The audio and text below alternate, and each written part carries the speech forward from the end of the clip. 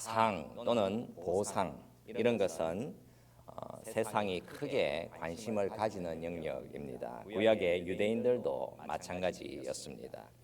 여러분, 상을 받는다라고 하면 어느 누가 싫어하겠습니까?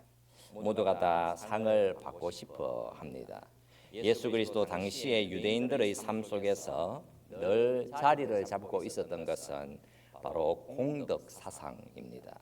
율법적인 전통을 대변하는 신명기의 구조는 순종하면 복이요, 불순종하면 저주라고 하는 구조가 들어 있습니다.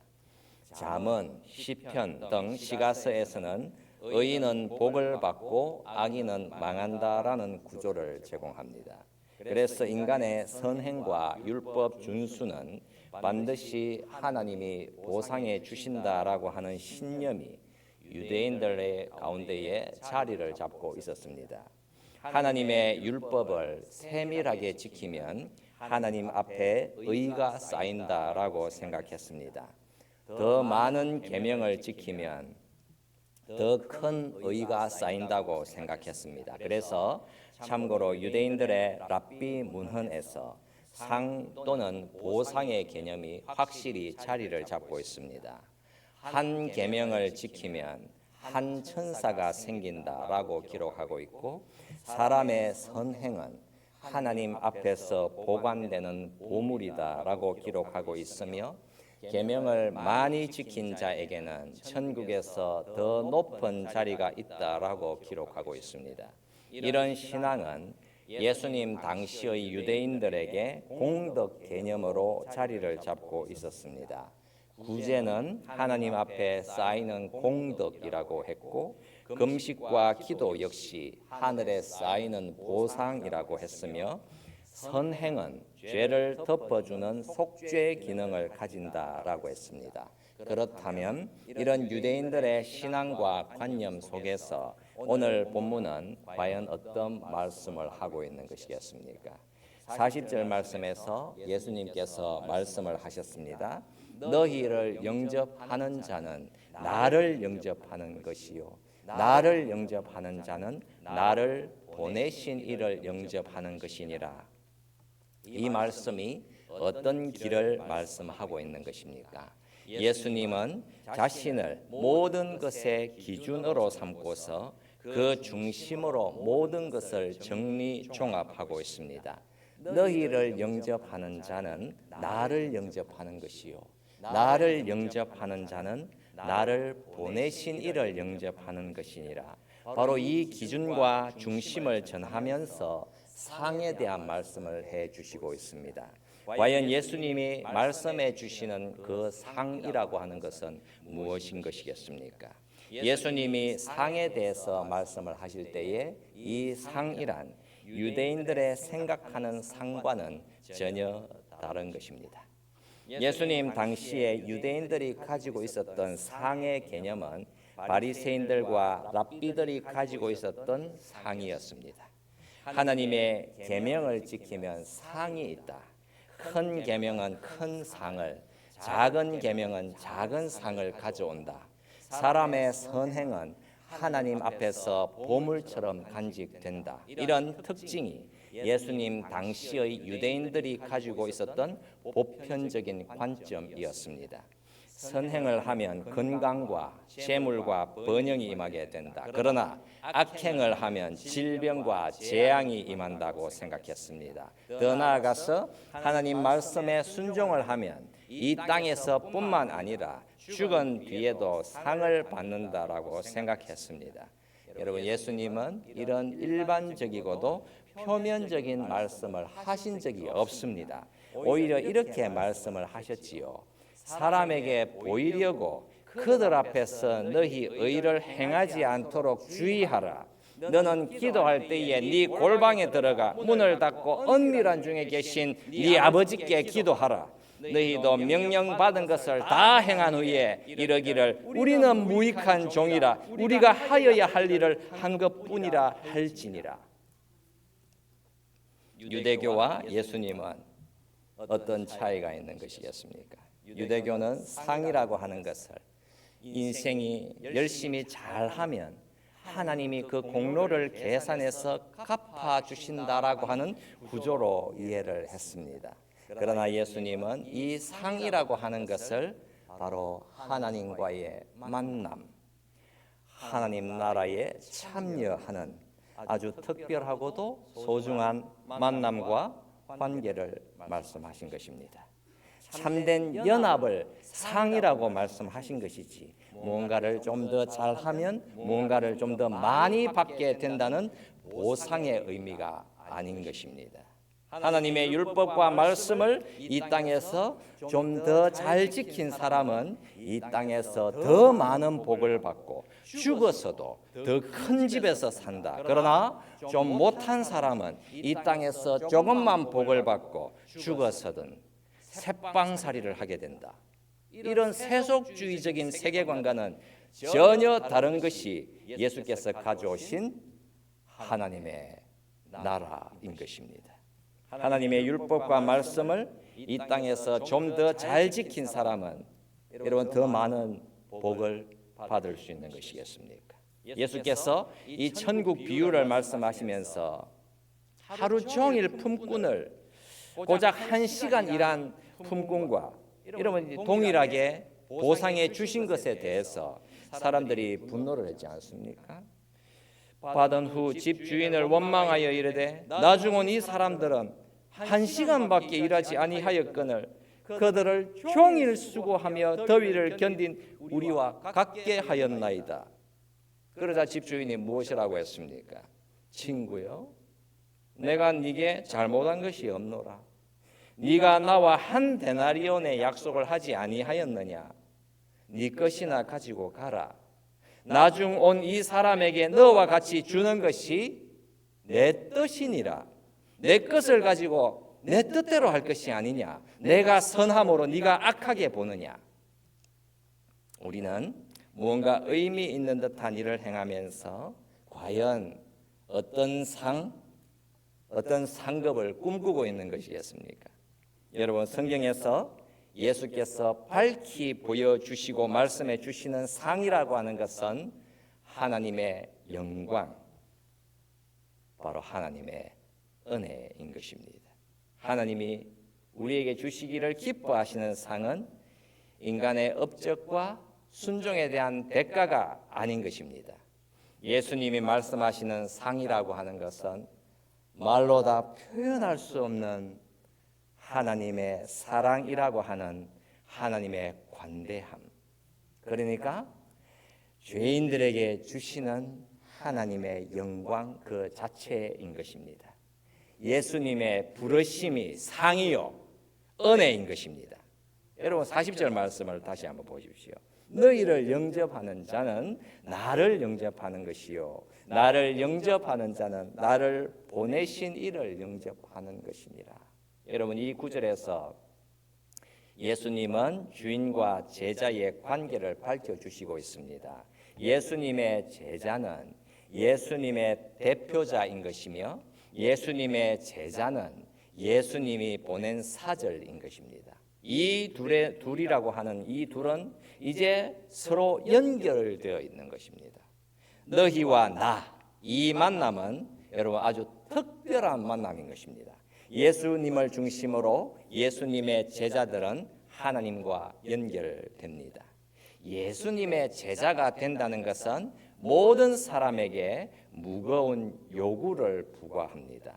내가 예수님의 제자가 되는 순간 다른 사람들에게 있어서 내가 예수 그리스도가 되어 있는 것입니다. 그러니까 내가 예수님의 제자이기 때문에 남들은 나의 행동을 보면서 예수님을 판단하게 되어 있는 것입니다. 정말 여러분 무겁고 무서운 것이라고 할 수 있습니다. 예수 믿는 우리는 어떤 생각을 하겠습니까? 나 같은 예수쟁이가 그 아무리 열심히 노력한다고 해도 내가 예수님의 제자로 산다라고 하는 것은 너무나도 부족한 것이구나. 여러분 그런 생각을 할 수밖에 없겠지요. 그러나 우리는 그리스도인이라고 하는 이름을 가지고 있다면 사람들은 우리와 예수님을 필연적으로 연결짓고 연관시키게 되어 있습니다. 이 세상 사람들이 예수님의 제자를 통하지 않고서 그리스도를 찾을 수 있는 길이 여러분 어디에 있겠습니까? 분명히 예수님의 제자들을 통해서 예수님이 누구신지, 그분의 사랑이 어떠한 것인지를 여러분 드러나게 되고 표현이 되는 것입니다. 여러분 41절 말씀에서는 선지자의 이름과 의인의 이름이 나오고 있습니다. 42절에서는 제자의 이름이 나오고 있습니다. 여기에서 나오는 선지자와 의인과 제자는 모두가 다 예수님과 하나가 되어 있다라고 할 수 있겠지요. 예수님과 하나가 되어 있기에 모두가 다 예수님의 이름으로 선포되는 진리인 것입니다. 여러분 42절 말씀을 보겠습니다. 또 누구든지 제자의 이름으로 이 작은 자 중 하나에게 냉수 한 그릇이라도 주는 자는 내가 진실로 너희에게 이르노니 그 사람이 결단코 상을 잃지 아니하리라 하시니라. 이 구절은 예수님이 하나의 예로 우리에게 보여주시고 있는 것입니다. 제자로서 예수님과 서로 연결이 되어 있는데 제자가 예수님을 반영해내는 하나의 예인 것입니다. 복음이 어떻게 선포가 되는가? 예수님을 대변하는 제자들의 시연을 통해서 선포가 되는 것입니다. 제자의 이름으로 이 작은 자 중 하나에게 냉수 한 그릇이라도 주는 자라고 하는 아주 구체적인 예가 시연이 되고 있는 것입니다. 제자의 이름이란 예수님을 대표하기 때문에 예수님의 이름으로 행하는 것입니다. 그리고 작은 자 중 하나에게 냉수 한 그릇을 주는 것은 예수님의 이름으로 베푸는 친절한 행동입니다. 그리고 여기에 나오는 냉수 한 그릇은 그냥 물 한 잔이라고 하는 의미가 아니라 하나님의 선물임을 말씀하고 있는 것입니다. 내가 무언가를 얻어내기 위해서 행하는 어떤 의로운 행동이 아니라 하나님이 주신 은혜를 나누어 주는 사랑의 행동을 가리키는 것입니다. 그리고 우리는 이제부터 예수를 주로 믿는 저와 여러분들, 바로 예수님의 제자들인 우리가 이 땅에서 어떻게 행동하며 살까 고민이 시작되는 것입니다. 주님이 말씀을 하시지요. 그 사람이 결단코 상을 잃지 아니하리라. 과연 주님이 말씀하시는 상은 어떤 상이겠습니까? 이 본문은 그 상이 무엇인지 침묵하고 있습니다.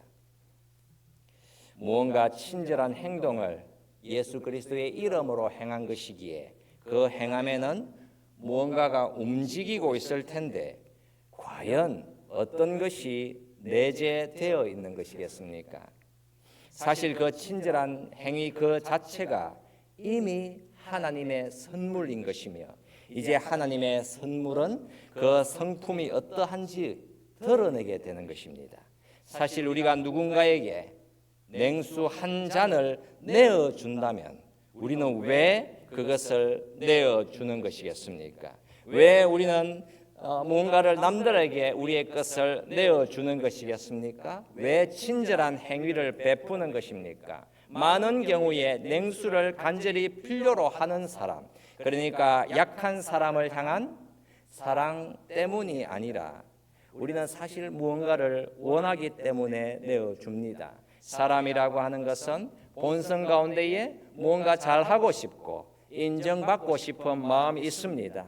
사람이 근본적으로 행동하는 원칙은 그의 대부분이 나 자신을 위해서 행하는 것입니다. 내가 그냥 좋으니까 행하는 것입니다. 내가 그렇게 해주고 싶으니까 그렇게 행하는 것입니다. 마태복음 10장 39절에서 예수님은 무엇이라고 말씀을 하고 있습니까?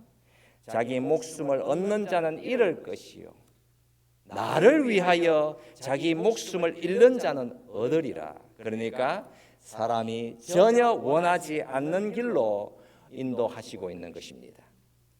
하나님의 은혜, 하나님의 선물이 아니라면 우리는 이 길로 가기를 원하지 않게 되어 있습니다.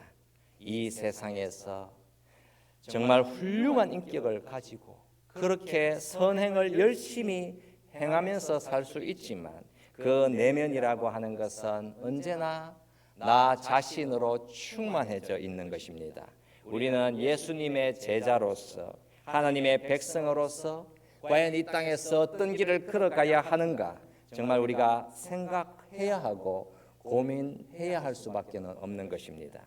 어떻게 나를 부인하고 주님을 위해서 살아갈 수 있을까 고민을 하면서 우리는 이 땅에서 믿음의 걸음을 한 걸음씩 걸어가야 하는 것입니다. 여러분, 이 본문은 분명히 우리를 향해서 적용을 하라고 말씀하고 있지 않습니까? 이 작은 자 중 하나에게 냉수 한 그릇이라도 주는 자라고 하는 여러분 구체적인 적용인 것입니다. 이 행위는 개인적으로 표현되는 개별적인 선행을 행할 수도 있습니다. 더 나아가서 집단적으로 제도적으로도 표현될 수 있습니다. 우리가 약한 자들과 작은 자들에게 직접적으로 친절한 행위를 한다라고 하는 것은 지극히 매력이 큰 것입니다. 나의 작은 선물을 받는 사람과 나 사이에는 직접적인 소통이 일어나기 때문에 내가 왜 당신에게 이 선물을 주는지 그 이유를 쉽게 보여줄 수 있게 되는 것입니다. 여러분, 이 미국이라는 나라에서는 빈곤한 사람들에게 식량과 의복과 주택과 의료를 제공해주는 복지가 많이 있습니다. 이런 복지를 직접 참여하는 형태의 자선단체를 통하게 되면 도움을 받는 사람들의 개인적인 필요에 관심을 기울일 수 있게 됩니다. 여러분, 이전에 미국의 레이건 대통령이 빈곤에 대해서 그런 유명한 말을 했습니다. 미국 내에 모든 교회들이 단 한 가정의 가난한 가족만을 책임진다면 빈곤에는 더 이상 문제가 없을 것이다라고 하는 말이었습니다. 이 말이 이 레이건 대통령의 말이 문자 그대로 실행이 된다 하더라도 사실은 빈곤 문제는 해결할 수 없습니다. 현대 사회에 자리 잡고 있는 광범위하고도 복잡한 이 빈곤 문제를 해결하기 위해서는 확실히 정부의 구조적인 제도와 재정적인 지원이 필수적이기 때문입니다. 다만 교회가 빈곤한 가정을 직접 돕는 것은 그 개별 가정의 필요에 대해서 직접적인 소통을 할 수 있기 때문에 그리스도의 사랑을 표현하기가 수월하다 할 수 있습니다. 예수님이 지금 하나의 예를 가지고 오셨습니다. 제자의 이름으로 이 작은 자 중 하나에게 냉수 한 그릇이라도 주는 자라고 하는 여러 구체적인 예입니다. 이 예를 보면 작은 자가 느끼는 갈증이라고 하는 것은 분명한 현실인 것입니다. 또한 여러분, 냉수 한 잔을 이렇게 내어주는 것도 현실적인 것입니다. 이 예는 오늘날에도 다양한 형태로 표현이 될 수 있겠지요. 갈증을 느끼는 자에게 냉수 한 잔을 어떻게 전달을 할까? 우리 안에는 여러분 이런 고민을 늘 들고 살아야 하는 것입니다. 냉수 한 잔을 전달하는 것은 너무나도 쉽고 간단하게 보이기는 하지만 사실은 그렇게 쉬운 것만은 아닌 것입니다. 가령 우리가 우물이라든가 저수조에 의존하고 있는데 이 물이 아무런 문제가 없다면 좋겠지만 우리가 가지고 있는 물은 때로는 장티푸스와 같은 어떤 이런 질병들을 가져올 수 있었습니다.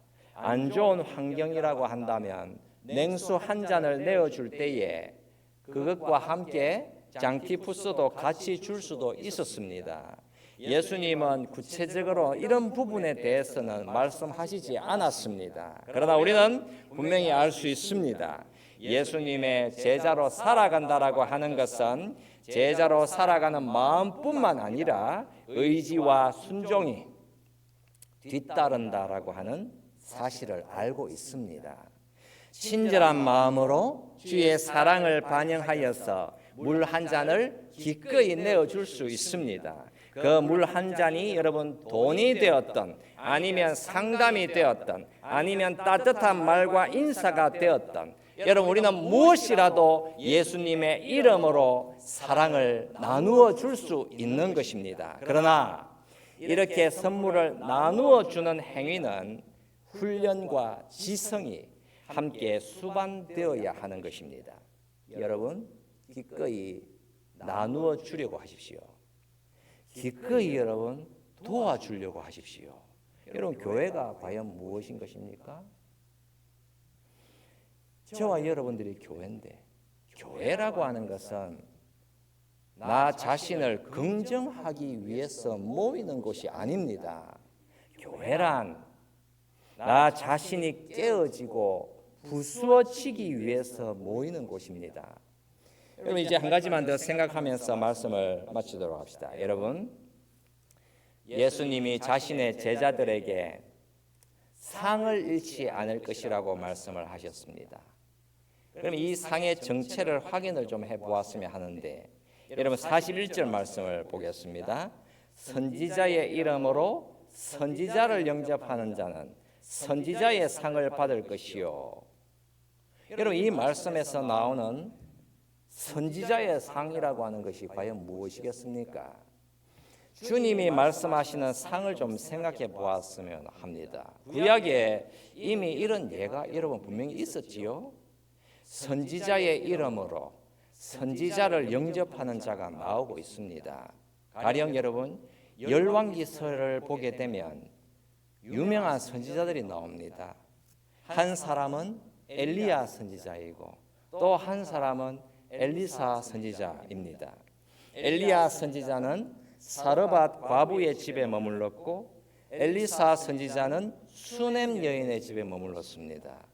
이들이 선지자의 이름으로 선지자를 영접했습니다. 이 여인들에게는 공통적으로 어떤 일이 일어났습니까? 자신의 아들들이 죽었다가 살아나는 일들이 일어났습니다. 그렇다면 선지자의 이름으로 선지자를 영접했던 이 여인들이 받았던 상은 무엇입니까? 자신의 아이가 죽었었는데 선지자를 대접했기에 살아난 것이 그들이 받은 상인 것입니까? 여러분 히브리서 11장 35절에서 그들이 받은 상을 말씀하고 있습니다. 여자들은 자기의 죽은 자들을 부활로 받아들이기도 하며, 그러니까 자신들의 죽은 자가 선지자들을 통해서 다시 살아났지만 이들이 다시 죽는다고 해도 하나님은 이들에게 부활을 약속한 것, 바로 선지자를 영접한 자들이 받게 되는 상인 것입니다. 히브리서 10장 35절에서 말씀을 하시는 바 너희 담대함을 버리지 말라. 이것이 큰 상을 얻게 하느니라. 여러분 바로 이 큰 상은 하나님의 말씀대로 부활의 생명을 받는 것입니다. 부활이라고 하는 것은 그냥 죽었다가 살아나는 것이 아니라 더 좋은 부활, 바로 부활이며 생명이신 예수님을 받는 것, 여러분 그거를 가리켜서 상이라고 하는 것입니다. 이런 이야기를 하나 하고 마치도록 하겠습니다. 미국의 유명한 빌리 그레함 목사님이 1955년에 영국의 캠브리지 대학에 갔습니다. 그곳에 기독교인들이 이 목사님을 초대해서 대학에서 설교를 하게 되었습니다. 그때가 1955년 11월이었습니다. 영국의 런던에서는 뉴스가 이미 나왔습니다. 빌리 그레함 목사는 매우 신실한 사람이지만 근본주의자다. 오직 예수의 피로만 구원받아야 한다고 믿는 사람이다. 근본주의 기독교는 우리에게 해롭다. 이번 방문이 유럽의 똑똑한 젊은 남녀들에게 그렇게 큰 영향력은 주지 못할 것이다라고 하는 뉴스가 나왔습니다.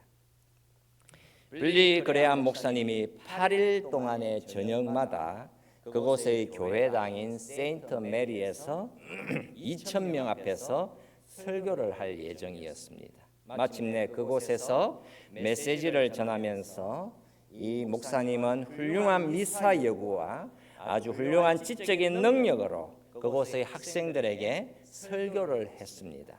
이렇게 3일의 시간이 지나갔습니다.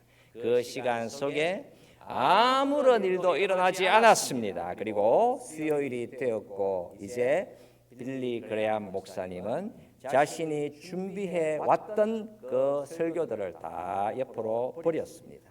그리고는 갑자기 말을 하기 시작했지요. 이제 나는 예수 그리스도의 십자가에 대해서 내가 아는 것을 말하려고 합니다.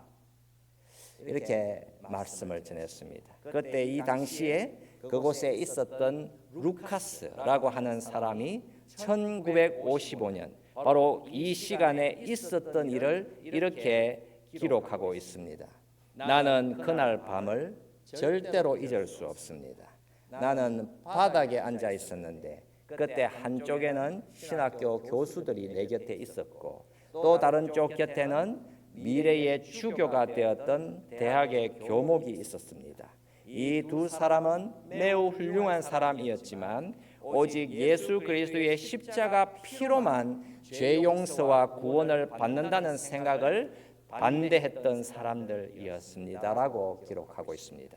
그리고 그날 밤 열심히 준비했던 설교들은 다 치워버리고 빌리 그레암 목사님은 창세기에서부터 시작해서 전체 성경을 통해서 모든 희생 제사에 대해서 말하기 시작했습니다. 그 모든 곳은 바로 피해, 잔인에 대한 잔인한 피해에 대한 이야기였습니다. 루카스 곁에 있던 두 사람은 그리스도의 잔인한 피해에 대한 그 선포에 대해서 너무나도 당황해하기 시작했습니다. 그리고 마침내 설교가 끝났을 때에 빌리 그레암은 사람들을 초대했습니다.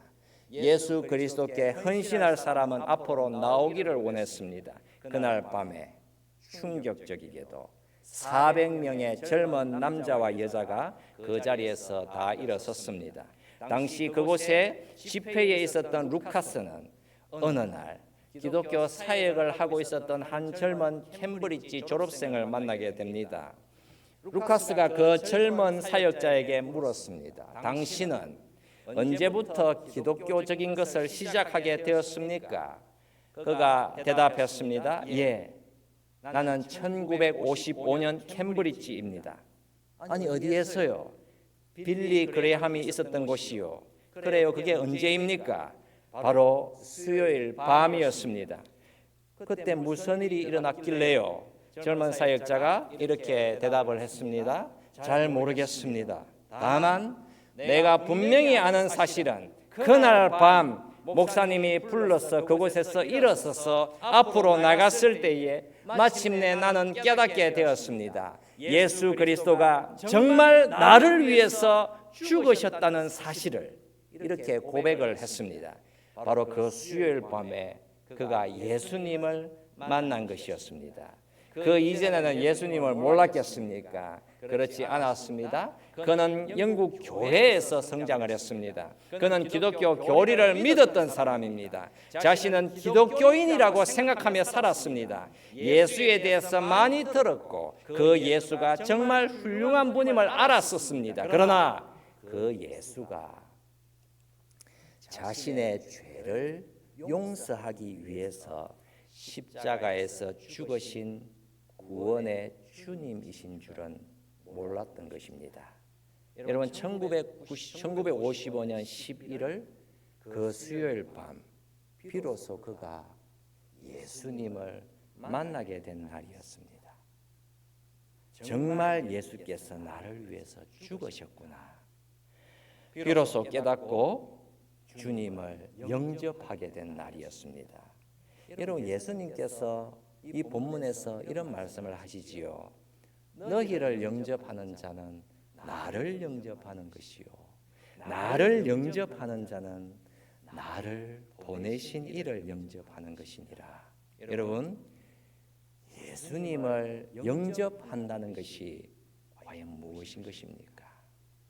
너무나도 미련하고 어리석어 보이는 십자가의 복음을 믿게 된다는 것입니다. 그렇다면 그 복음을 듣고 믿는 자가 얻게 되는 상은 무엇인 것입니까? 바로 부활의 주가 되신 예수님이 누구인지 그분을 배우게 되고 함께 부활의 영광에 참여하게 되는 참된 기쁨, 참된 영광인 것입니다. 여러분, 우리가 이 말씀을 생각하면서 우리 같이 기도하도록 합시다. 사도 바울이 빌립보 교회를 향해서 말씀을 했습니다. 그리스도 예수 안에서 하나님이 위에서 부르신 부르심의 상을 위하여 달려가노라. 여러분, 믿음의 백성들, 예수님의 제자들인 우리가 받을 상은 예수님이 준비해 놓으신 부활의 영광에 참여하는 상인 것입니다. 십자가의 복음을 깨달아 나를 부인하고 오직 주님의 은혜에 이끌려가는 제자로서 살아가는 길입니다. 우리가 주님의 제자로 살아간다라고 하는 것은 우리 자신을 내어주면서 예수 그리스도의 사랑을 전하는 것입니다. 우리의 삶이 기꺼이 작은 자들을 긍휼히 여기면서 기쁨으로 냉수 한 그릇을 나누어 주는 자로 살아가기를 다짐하고 실천하며 살아가는 주의 제자 되게 하소서. 우리 함께 같이 동성으로 같이 기도드리도록 하겠습니다. 살아계신 우리 하나님 아버지, 주께서